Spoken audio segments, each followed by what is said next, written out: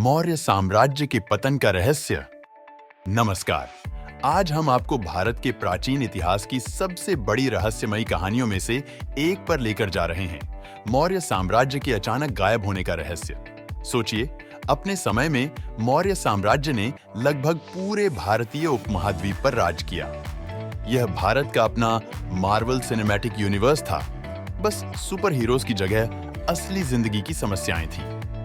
तो आखिर ऐसा क्या हुआ कि इतना बड़ा साम्राज्य अचानक गायब हो गया? चलिए इस पहेली को सुलझाने की कोशिश करते हैं। और हाँ, अपने विचार जरूर बताइए, यहाँ गलत जवाब नहीं होते जब तक वे बहुत गलत ना हो।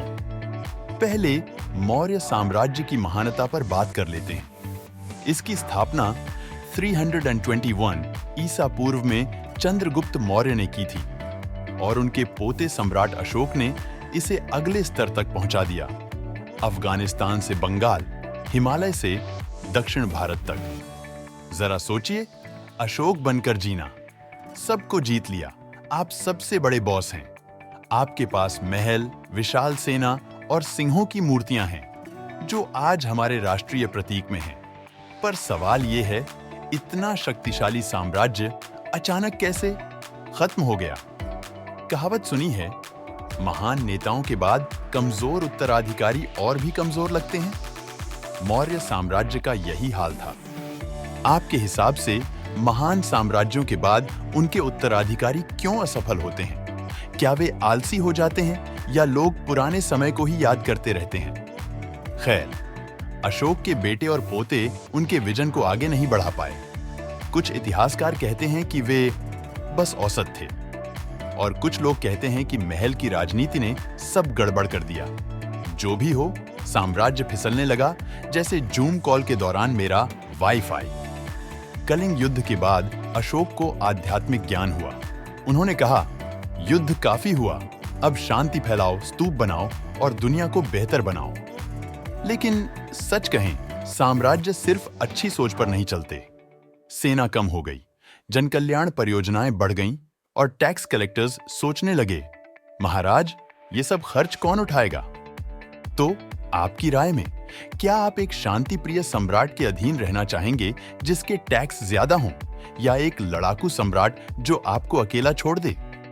अब सोचिए कि ये साम्राज्य एक विशाल पिज्जा है। अशोक के बाद स्थानीय शासक और प्रांतों के गवर्नर सोचने लगे, इतने स्वादिष्ट पिज्जा को क्यों बांटें जब मैं पूरा खा सकता हूं? राज्य अलग होने लगे। कलिंग, शुंग सबने अपने हिस्से का दावा कर लिया और देखते ही देखते साम्राज्य बिखर गया जैसे खराब पिज्जा का बेस। यही वो वक्त था जब शुंग वंश सत्ता में आया।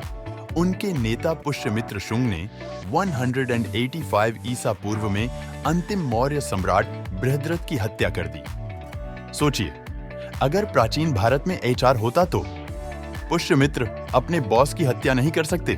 कृपया अगली बार कूप पेपर वर्क भरें। साम्राज्य के उत्तर पश्चिमी सीमा पर ग्रीक दस्तक दे रहे थे।